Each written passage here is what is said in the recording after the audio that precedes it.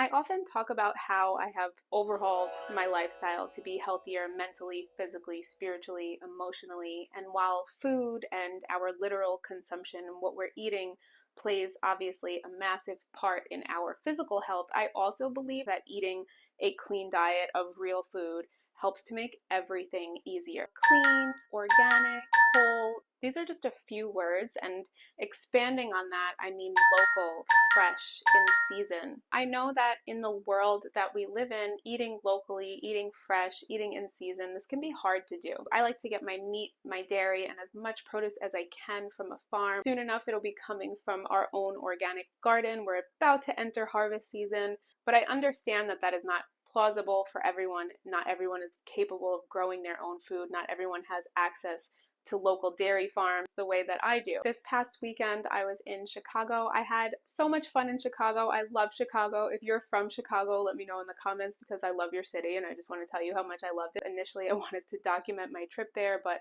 I just had so much fun in Chicago that I don't really have any documentation of it. I was so into my trip in Chicago that I actually completely forgot to order my meat and dairy order this week. I did not make the cutoff time. Since I had to do my full week of grocery shopping at Whole Foods, I decided to document what that looks like for me. And in this video, I'm going to showcase what eating mindfully and shopping mindfully looks like at a large grocery chain store. As a side note, I just want to remind you, I'm not a doctor or a scientist. Everything that I say here is based on my own personal research, my own personal experience, and most importantly, my own intuitive nudges.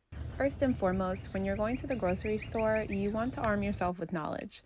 Knowing what fruits and veggies are in season are not only the healthiest, most nutritious options, but often the most cost-effective also.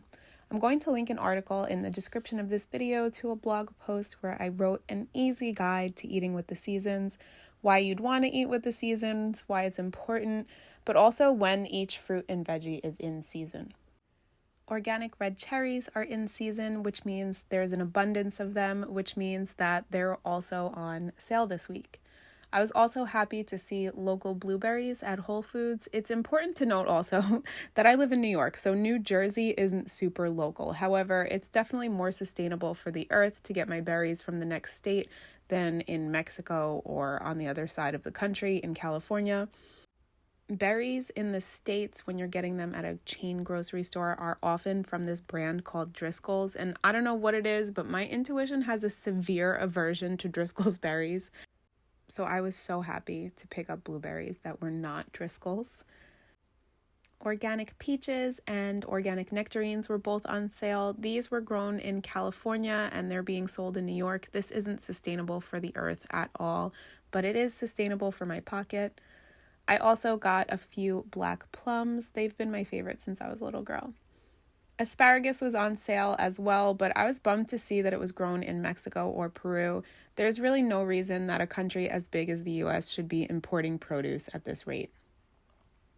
My garden is producing herbs, but not at the rate that I am consuming them, so I stocked up on dill, cilantro, and mint. These are all organic, and as a side note, you really don't need that little plastic bag for your produce. You have to wash it when you get home anyway, so stop wasting plastic and just put your produce in the cart, please. Thank you. Next, I had to get tomatoes, and speaking of plastic waste, my God, the amount of plastic waste in the tomato section is actually insane. I got one really pretty organic heirloom tomato, and there were a few other options for organic tomatoes that were loose and not sold in plastic, but they weren't great options. Thankfully, they had some local-ish tomatoes grown in Pennsylvania. I got 2 containers of cherry tomatoes, one mixed and one orange, and I love that they were in cardboard boxes and not plastic. This is a proper ode to summer local produce. I also got an organic pineapple as it was also on sale. I also got some things that weren't necessarily local, but I got some arugula, mushrooms, red onion, a bunch of ginger, and celery. I always opt for the weird produce that isn't perfect, and I liked the unique angle of this celery stalk. Next, I headed over to get some chicken, and I honestly hate buying meat at grocery stores in the States, but it's what I had to do this week. Now, most people are just going to reach for the organic label, but when you look at the chicken that has the organic label on it, it just doesn't look good. It's pale, it doesn't look appetizing, and my intuitive nudge is to avoid this chicken despite its organic label. I'm going to link a video up in the cards about common intuitive eating mistakes if intuitive eating is something you're interested in getting into. But now these chicken thighs don't have an organic label, but if you're looking at the meat, the color is much richer on these. The fat is yellower, the meat is pinker. The pieces of meat are also noticeably smaller, and when talking about intuitive eating, a big aspect is following what feels right, and the chicken without the organic label feels better to me than the one that does have it. I ended up getting a bunch of chicken from this brand. Now, when also talking about labels, I try to find products that have an EU certified organic label on it, like this sheep's feta. The EU has much stricter guidelines on organic foods than the States, and given that reality, it is safe to assume that a product with an EU organic label on it would be a higher quality than a product that's solely USDA certified organic. And again, as I mentioned, these options are leaning on what feels good intuitively. If intuitive eating is new to you, I'm going to link another video up in the cards about how to strengthen your intuition. And next up, I got some milk. If I'm buying pasteurized milk, it's always going to be labeled organic and A2.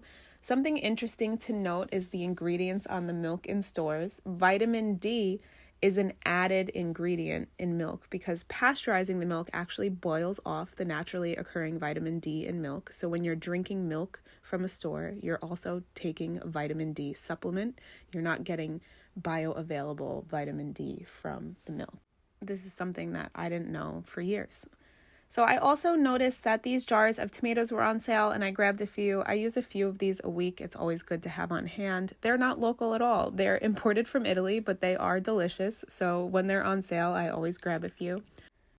Now, if you notice, my cart is not full. It's only about 1/3 full, and even some of that is large items like those jars of tomatoes, coconut water, a loaf of sourdough bread. And when you're shopping seasonally and working in more whole, real foods into your diet, you can't really fill the cart up, or else half of it is going to go bad before you finish it. This means that you'll be taking a trip for fresh produce every 3 or 4 days or so instead of doing a giant grocery shop once a week.